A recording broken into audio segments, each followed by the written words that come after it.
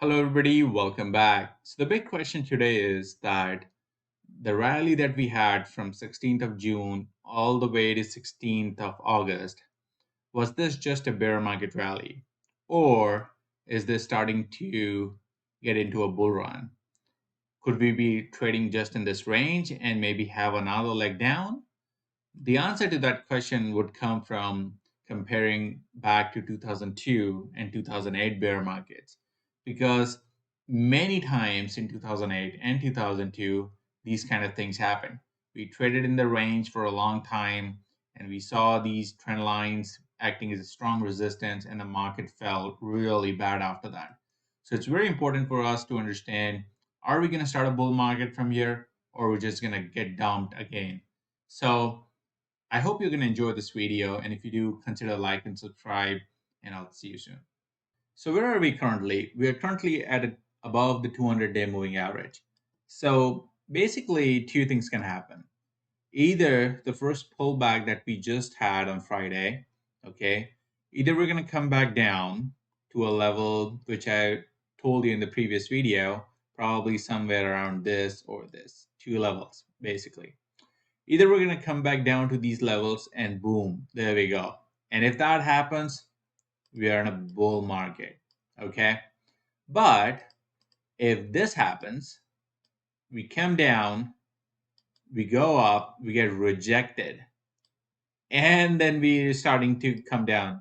If that happens, yes, we're making another leg down. We're going all the way back to retesting this 3600 and most likely coming back and touching this trend line again. Okay, so that's going to be really, really bad for the market. And so that's why we need to go back to 2002 and 2008, even though the economic situation was were different. We still have to look from technical analysis standpoint because the markets move in a more technical way. So where are we currently above the 200-day moving average? I want you to pay attention on that. We are above 200-day moving average. So let's go back to 2008. So back in 2008, we have seen this so many times. We see here, we actually came back from a March low and we rallied very similar to what we have been doing so far. Why do I say that? We have a nice, structure, and we moved higher, low, right?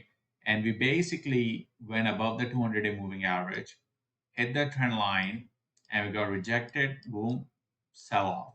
Okay, and after that, I mean, worse things happen. Obviously, I'm not saying that I'm bearish. I'm just pointing out what happened. And at the end of the video, we're going to conclude: are we going to get a bull market? And there's going to be conditions that will define if this happens. Boom, we're going to go in a bull market. If this happens, then we're going to get into a bear market, something like this. So definitely stay tuned till the end and we're going to discuss and come to a conclusion. All right, so when this happened back in 2008, we had a bad drawdown of almost 18%, and then, really bad things happened even after that. So let's go back to now 2002 and see what happened. So the market peak was around 2000, let's say, okay? And see here, we came to 200-day moving average, okay, and we got rejected, okay, and we went down like 20%. Then again that same thing happened. It marked a good double bottom right here, and then we rallied and then got rejected at the 200-day moving average, and then we made another low. Okay, so are we going to see that same thing? Let's get into it. So the key indicator that we're going to look at is the S&P 500 stocks above the 50-day moving average. So this indicator basically tells you, so whatever reading we get here, that tells you that percentage of the stocks are above the 50-day moving average in the S&P 500 index. So you can see our vertical lines basically at the major bottoms in the stock market, basically the big bear markets.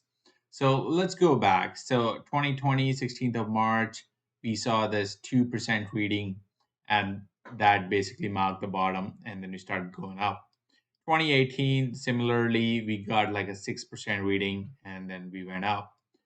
Now let's go back to 2008, 2009, and basically we got similar 9% reading, and it actually had a low reading even back then. But after that, we basically, that was the bottom, and then we started going up. So if you notice in all these three readings that we have gotten, there's one thing that really stands out, and that is once the bottom is in, the market recovers very quickly. And basically, after the lowest reading, we get a huge reading, basically above 90%. So in 2020, we got almost 96% reading. So the recovery was very quick and very good and very strong. So the breadth was there, meaning all the stocks or majority of the stocks were taking part in the rally. And that's what we want. We don't want just Apple and Amazon to go up and rest just small stocks are suffering. Okay. So the breadth was strong, right? We saw 95% reading almost. So that basically tells us if you get a huge reading like above 90%, that means the bottom is in. Okay. So let's see what happened in 2018. We saw the bottom in on 17th of December, and woo, we went up all the way to 91%. Okay. See, even before that, we had small readings and then we went up and got rejected and we came down, right? Like back here, that was not the bottom, right? We got this low reading and this spiked up a little bit and it came back down and the market fell huge, right? So it's important that we see the breadth, right? And let's go back to 2009. Unfortunately, we don't have data for 2002, so we can't do anything about that. So, see what happened back in 2009 when it marked the bottom in the stock market, 2nd of March, we got a 91% reading. So, basically, in all the three bear markets that we just discussed, we got above 90% breadth after the bottom in the stock market. So that tells me if the bottom is in, that means the breadth has to be higher and it shouldn't be just like 50, 60, or 70%. It should be at least 90%. That's what happened in the past three bear markets that we just discussed. See, back in 2008, we saw these low readings so many times, right?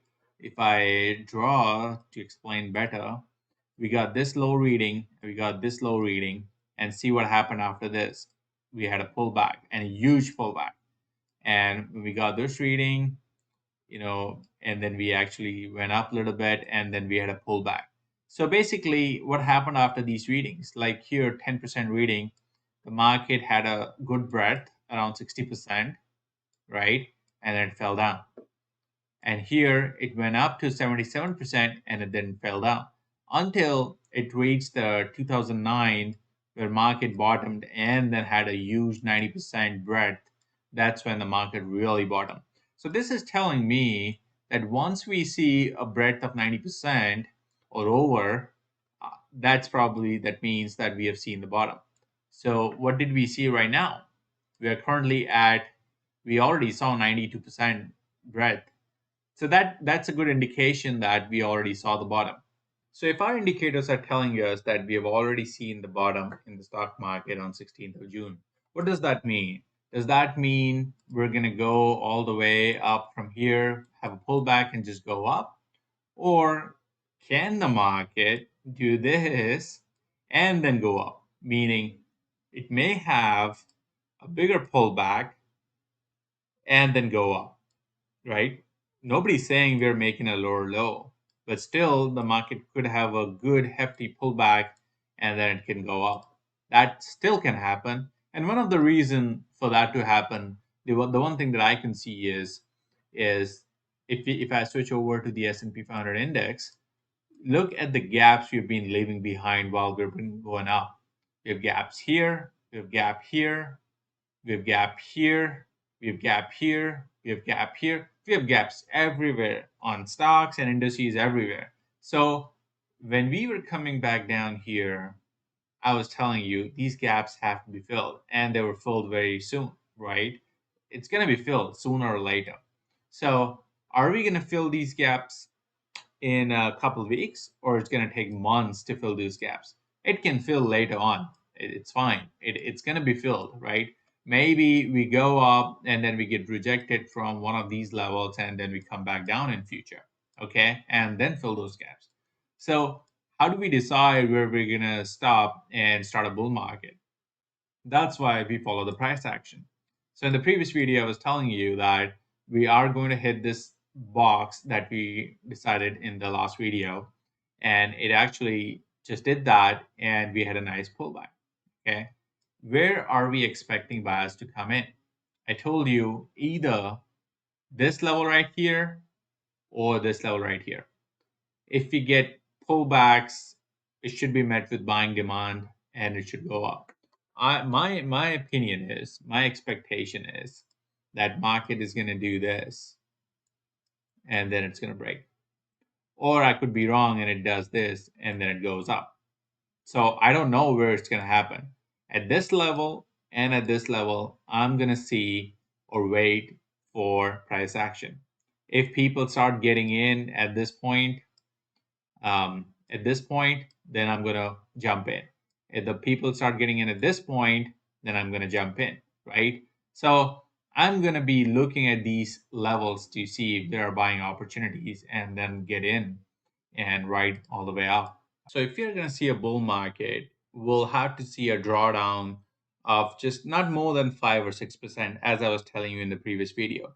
So if you go from here, that's the most I'm expecting, 6%. But if we break through below these levels, then most likely we're coming and retesting it. And what's more likely going to happen is if you start looking at the DXY, it's breaking out. Okay, I wasn't looking at this. I wasn't pointing out in the previous video because I knew that I did not get a confirmation on the dollar breaking down to a basically starting a bear market. That's why I didn't say. But almost it gave a false break, and I started going up. Okay. The interesting part is, which is really something to pay attention, that the dollar has been going up while the market was actually rallying while the dollar was going up. So if the S&P is going to start a bull market, we expect we expect the S&P to come back down to this level 4,000, okay, and at the same time dollar reaches 109, and dollar basically makes a double top, right, goes up, and then it basically makes a false break to the upside and then it comes back down. So it's going to form a double top, and that's going to be a good signal for the S&P 500 to go up. But if the dollar starts just going up, pull back and starts going up, that means S&P is coming back down to test 3600. And I'll definitely update you. So stay connected, subscribe to the channel. And I hope you guys enjoyed today's video. And if you did, like and subscribe. And I'll see you guys in the next one.